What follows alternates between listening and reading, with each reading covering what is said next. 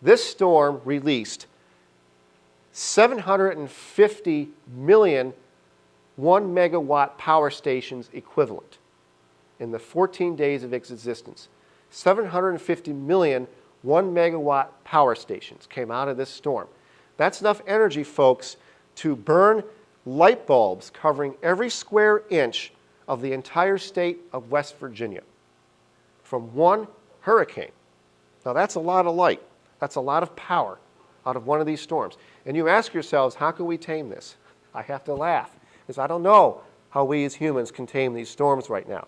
It's ironic that the thermodynamic efficiency of this hurricane heat engine is really, really small. In other words, only a very small percentage of all that heat that gets released actually goes into the kinetic energy of the winds that spin around that vortex.